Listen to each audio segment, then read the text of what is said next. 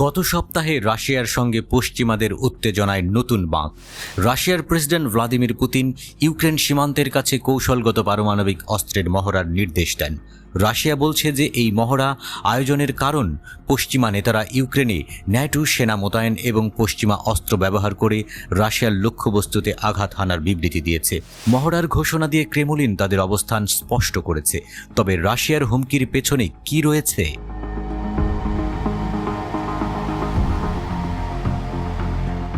গত 2 মে কিয়েভে একটি আকস্মিক সফরের সময় ব্রিটিশ পররাষ্ট্রমন্ত্রী ডেভিড ক্যামেরন ইউক্রেনকে যতদিন প্রয়োজন ততদিন সাহায্য করার প্রতিশ্রুতি দেন।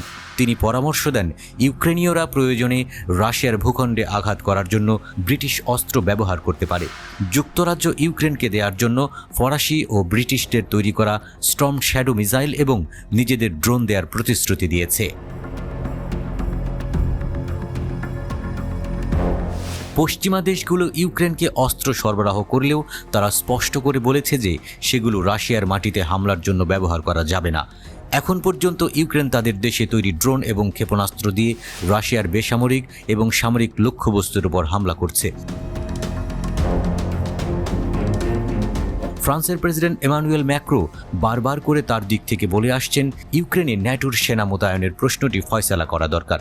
এ মাসে দ্য ইকোনমিস্টকে দেওয়া সাক্ষাৎকারে আবারও তিনি এই বিষয়টি পুনর্ব্যক্ত করেন। কিন্তু এ ব্যাপারে ইউরোপিয়ান ইউনিয়নের প্রকৃত উদ্দেশ্য কি সেটা যেন রাশিয়ার কাছে ধাঁধা হিসেবে থেকে যায়।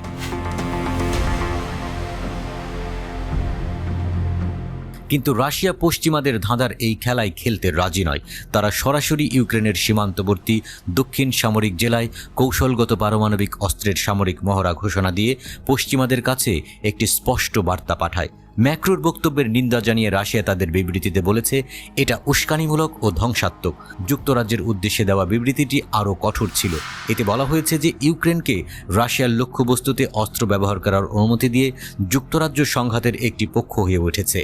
রাশিয়া সতর্ক করে দিয়ে বলেছে যুক্তরাজ্যের অস্ত্র দিয়ে ইউক্রেন যদি রাশিয়ায় হামলা চালায় তাহলে ইউক্রেনের ভেতরে ও বাইরে যুক্তরাজ্যের লক্ষ্যবস্তুতে হামলা করতে পারে রাশিয়া। ইউক্রেনে যুদ্ধক্ষেত্রের বর্তমান পরিস্থিতি পশ্চিমা নেতার দুশ্চিন্তার কারণও বটে। গত কয়েক মাস ধরে রাশিয়ান সেনাবাহিনী ক্রমাগতভাবে অগ্রসর হয়েছে। অতি সম্প্রতি ইউক্রেনের উত্তরাঞ্চলের খার্কিভ অঞ্চলে তারা আক্রমণ শুরু করেছে। পশ্চিমা শক্তিগুলো রাশিয়াকে সংযত করার জন্য এই বার্তা দিতে চায় যে ইউক্রেনে বড় ধরনের হামলা চালালে তার বিপর্যয়কর পরিণতি ভোগ করতে হবে।